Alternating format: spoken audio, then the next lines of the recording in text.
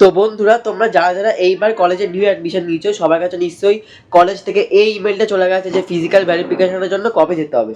কিন্তু কথা হচ্ছে, এই যে ইমেলের মধ্যে লেখা আছে টোটাল 12টা ডকুমেন্টস নিয়ে আমাদেরকে কলেজে যেতে হবে, কিন্তু এর মধ্যে কিছু কিছু ডকুমেন্টস তোমরা কিছু জানো না, বুঝতেও পারছো না, আমাকে বারবার কমেন্ট করছো। যেমন হচ্ছে গিয়ে এবিসি আইডি কি। দেখো, এবিসি আইডি হচ্ছে গিয়ে তোমরা সাইবার ক্যাফ থেকেও বানাতে পারবে, বা ঘরে বসে 2 মিনিটে মাত্র ডিজি লকার অ্যাপ ডাউনলোড করে বানাতে পারবে।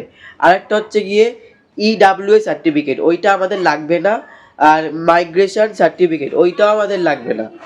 আর পিডাব্লিউডি সার্টিফিকেট, ওইটা হচ্ছে যারা হ্যান্ডিক্যাপ বা যাদের ফিজিক্যাল প্রবলেম আছে তাদের জন্য, আমাদের লাগবে না। আর যেটা তোমরা জিজ্ঞেস করছো বারবার, সিস্টেম জেনারেট অ্যাপ্লিকেশন, ওটা হচ্ছে সেই প্রেফারেন্স লিস্টটা, যেটা একদম প্রথম দিন আমাদেরকে সাইবার ক্যাফ থেকে দেওয়া হয়েছিল অ্যাডমিশনের সময়। তো কারো আর কোনো ডাউট থাকলো না, এবিসি আইডি পিডাব্লিউ সার্টিফিকেট, তো সবাই ডকুমেন্টস রেডি করে নাও, কলেজে গিয়ে সবার সাথে দেখা হচ্ছে, ঠিক আছে?